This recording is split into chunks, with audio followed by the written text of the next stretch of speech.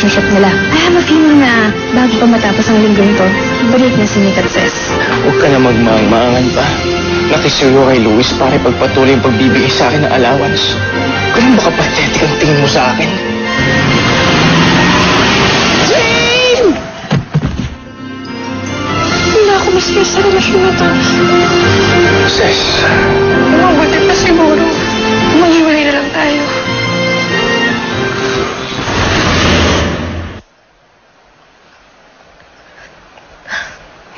Nakikipag-break ka sa akin?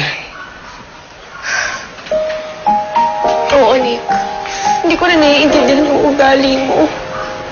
Hindi naman tayo ganito dati. Sawa na ako, Nick. Ayoko na. Kung yan ang gusto mo, sige, mag-break tayo. Akala mo masaya pa ako sa hindi tayo nagkakasundo ng ganito? Tao lang din ako. Hindi lang ikaw marunong magsawa ako rin. Nagsasawa na ako. Eh di, sige. Sige, mag-break na tayo. Sige na.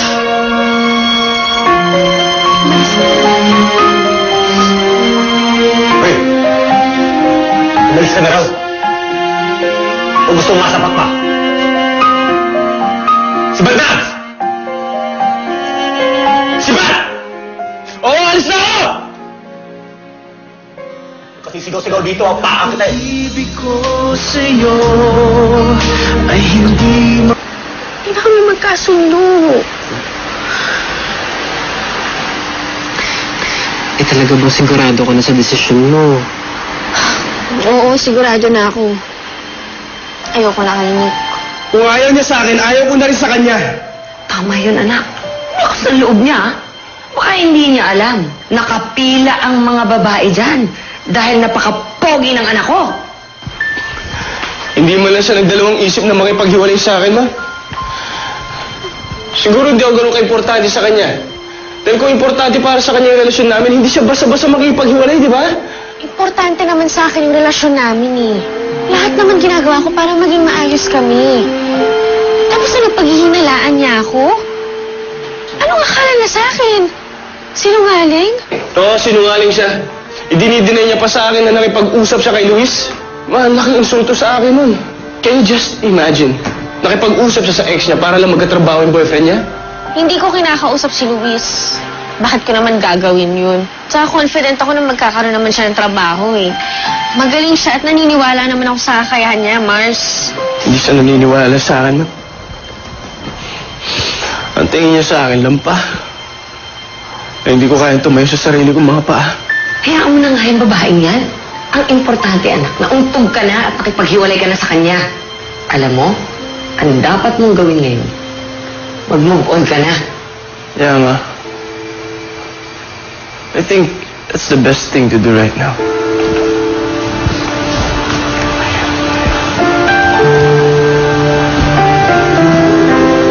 Steve, pare. May gagawin ka ba? Tara, labas tayo. Ang babae tayo. Mars, hindi kaya nabigla ka lang? Kasi di ba minsan may mga bagay talaga na hindi naman natin gusto sabihin, pero dahil na-carried away tayo sa emosyon natin, masasabi natin. Ano kaya nangyari sa akin, Mars? Tanungin mo kaya yung sarili mo. Talaga ba ang gusto ko makipag-break kay Nick? Kaya ko mamahal ang ibang lalaki?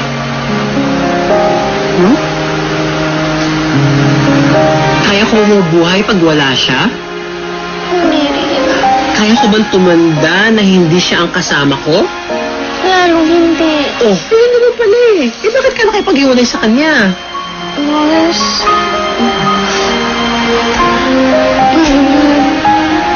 Hindi ko na na-realize na... Mahal ko pa rin sa'yo. Ano na gagawin ko, Mars? Ngayon ko lang na-realize na... Nabigla lang pala ako sa pakikipag-break kay Nick.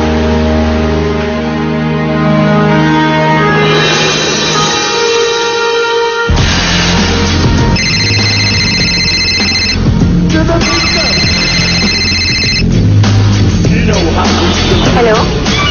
Kate, gumana yung plano mo. maghiwalay na talaga si Nick at si Ses. Sigurado ka ba sa ginagawa mo, ha? Ako ha, si Ses ang lalabas ng bida niya. Kilala ko si Nick. Mas mataas pa sa Empire State Building yung pride niya. Sigurado ka.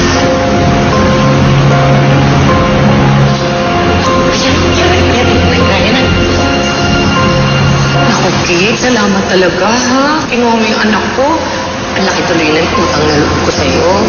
Kay Ses ka dapat magpasalamat. Ba't kay Ses? Eh kasi tita, kinausap niya si Luis. Humingi siya ng tulong para magkaroon ng tao si Nick. Luis talked to me and gave me an offer. I-hire ko daw si Nick, pero siya magpapasweldo sa kanya. I know, right? I'm so brilliant. Congratulations.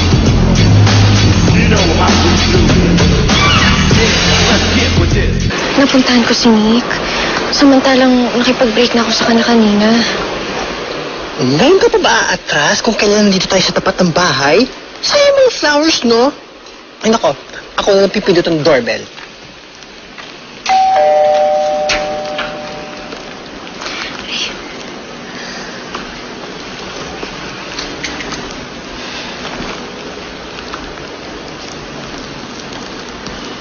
Ang ginagawa niyo dito? Kakaloka! Ang tanga-tanga ko! Andiyan na po pala kayo. Nandiyan po ba si Nick? Wala. Wala si Nick. Saan po siya pumunta? Alam na po ba kung saan po si Nick pumunta? Actually, hindi ko alam. Pero, ang dinig ko kanina sa telepono nung kausap niya si Steve, mabababae sila. Mga babae. Oh. Eh, bakit mukhang takang-taka ka? Lalaki ang anak ko. Hindi naman katulad ng kaibigan mo dyan na nanlalalaki. Opo. Nalalaki po ako.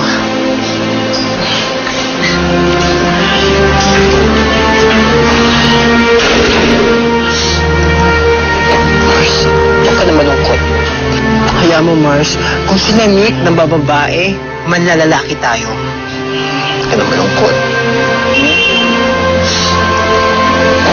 Baka gusto mo, mambabae tayo.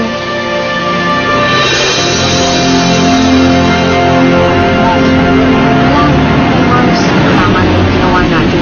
Nalaman natin yung ginawa niya, di ba? Paano bayad ko? Ay! Paano bayad, oh?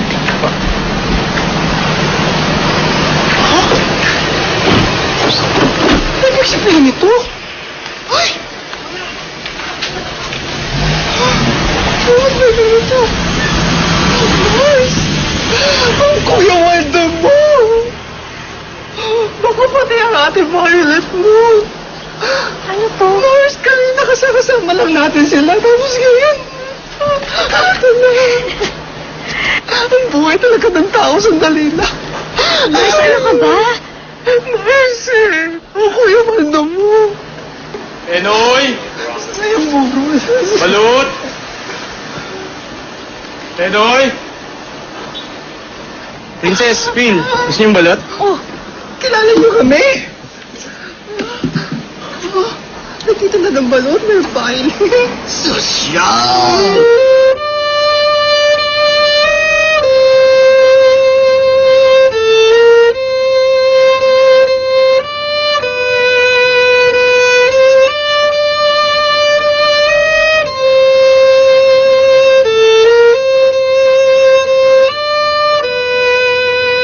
Kuya, bakit mo kayo nandito? Ano kung meron?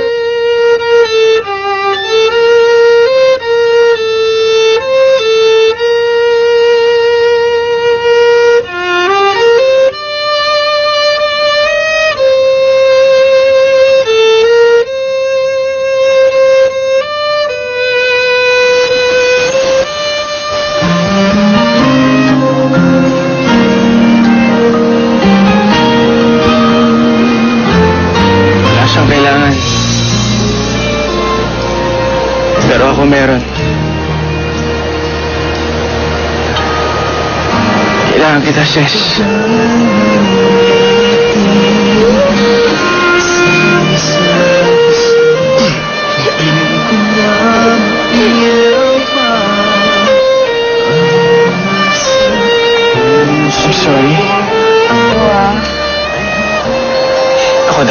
ng pasensya sa'yo. Kasi imbis na suyuin kita, sinabayan ko pa yung init ng ulo mo. Basta ko na lang hinayaan na makipag-break ka sa akin. Wala kang kasalanan. Ako naman yung pumayag doon, di ba? Ako naman yung nauna doon. Ako yung gusto mo yung pag-break. Pero promise talaga, wala talaga. Hindi talaga ako nakikipag-deal kay Luis. Pero walang pag-usapan yan. We can start all over again. And we can promise each other that we will trust one another. Ako nga tayo maniwala sa mga sabi-sabi ng mga tao dyan sa tabi. In this relationship, ikaw lang at ako. Oo, promise. Simula ngayon, kahit anong sabihin mo sa akin, magtitiwala na ako sa'yo. Kahit anong sabihin mo sa akin, magtitiwala na ako sa'yo. Hindi na ako magtitiwala. Hindi na ako magdududa. Hindi na ako maghihinala sa'yo. Hindi na ako maghihinala sa'yo. Dahil pagkakatiwalaan kita with all my heart. Dahil magkakatiwalaan na kita, Ses. With all my heart.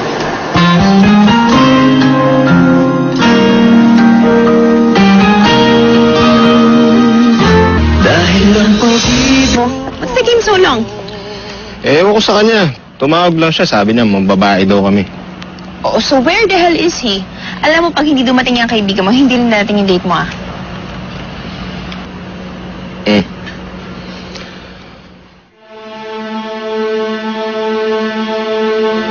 Tara na, yatid mo na ako pauwi. Nakakainis yung kaibigan mo, ah. Oh, huwag ka na mainis.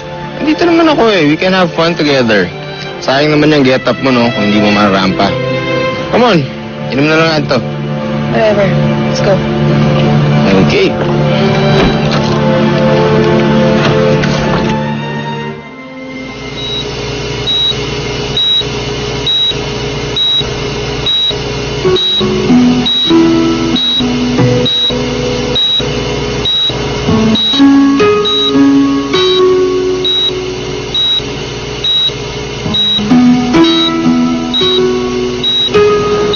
Dok, kumusta mo ang pasyente? Unconscious pa rin siya at kailangan niya mag-undergo ng series of tests para malaman natin ang dahilan. So far, okay naman kanyang vital signs. Ipasisitiskan din natin siya para malaman natin kung nagkaroon na problema ang ulo niya dahil sa pagkakatulog. Kung hindi daw, we can know kung ano problema. Thank you, Dok. Okay na ba natin?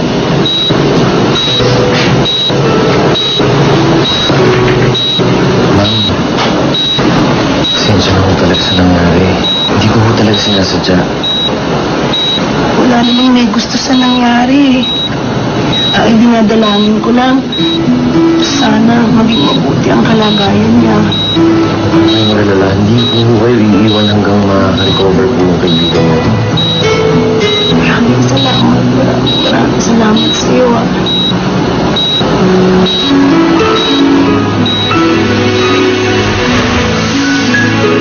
Sina Andy at Punta niyo dito sa ospital. Wala naman ho akong balak na takbuhan yung biktima. Kaya nga ho ako nagpa-blatter. wala po yun, trabaho po namin ito. Buti nga po, nireport niyo agad sa amin. Salamat po talaga. Nakikiusap po ako sa inyo. Sana kung dito kumalat sa balita. Makakaasa po kayo. Sige po.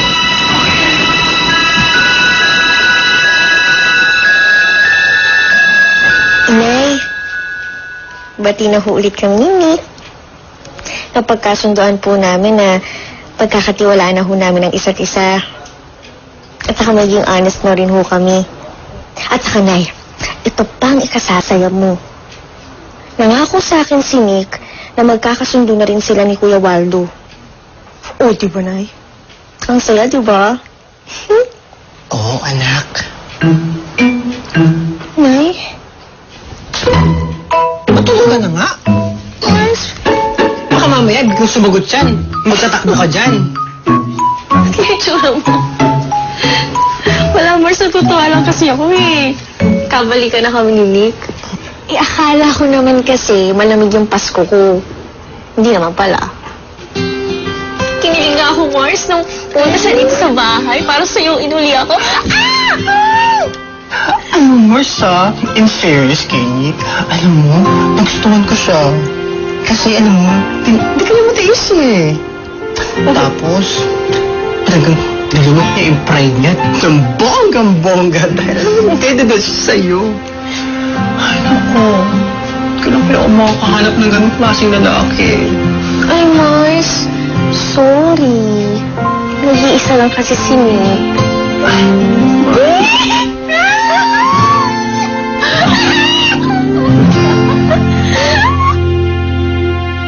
Bakit kasi nakipagbalikan ka pa kay Sis? Akala ko ba ayaw mo na sa kanya? Eh, nasabi ko lang yung kasi galit ako.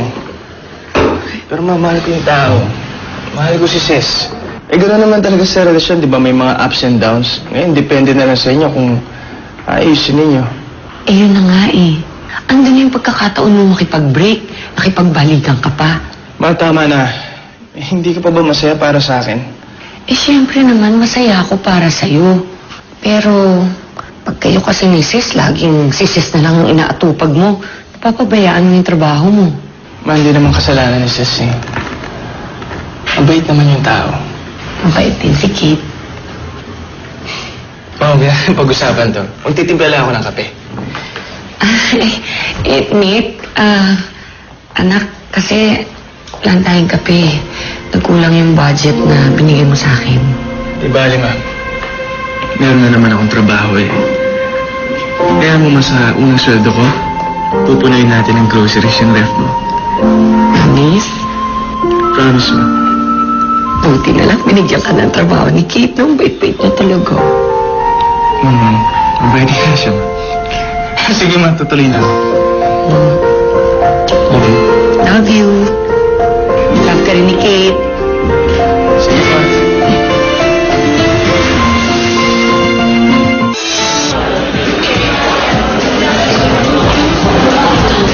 Grabe, Kate. Ang lakas ng resto ninyo, ha? Yo? Natin. I'm happy that we're back together. Kate, what we're having is a working relationship. No more, no less. Oo naman. Pero you know, even a working relationship has its benefits. By the way, nakausap ko si Steve. Nahuli niya sa akin na break na kayo, sis. Konting misunderstanding lang, but we're good na. Kate, may tatanong sana ako sa'yo. Narinig ko kasing sinabi mo kay Mama. Sinabi mo na si Ses nakiusap kay Luis para magkatrabaho ako. Ha? Narinig mo pala yun? Nakausap ko si Ses, sabi niya walang nangyayaring ganun. Of course, hindi niya aminin yun. Kate, Ses and I promise that we will trust each other. At hindi kami basta-basta makikinig sa mga tao na kapaligid sa akin. Hanggang mag-asama tayo sa business. I want to maintain a working relationship with you. Please, sana respetuhin mo kung ano meron kami ni Ses. Chef, masarap na pagkain mo. Ako, thank you ha. Salamat. Kain na kayo dyan ha. Thank you. Ito na yung pinapirmahan mong memo sa akin. Are you starting today? Yes, Don Johnny. Sasama na rin ako sa orientation team. Hindi ko alam, chef pala kayo. Ba't ko na mahihinga kay costume pa? Good. I'm so amazed with the outcome of the restaurant na tinayo ni Kate at ang daddy niya. Mabilit, pinitilahan. I know, dahil sa mall pa lang natin may ganyan. You know, it's a good thing na binigyan natin sila ng slot. Kumikita sila, kumikita rin tayo. At you know what? Yung restaurant nila, nagiging attraction. Dinadayo to ng mga balikbayan. Yes. At mukhang magiging magandang business relation natin sa kanila. Excuse me, ma'am, sir. Meron pong memo si Don Johnny para sa inyo. Ah, sige, salamat.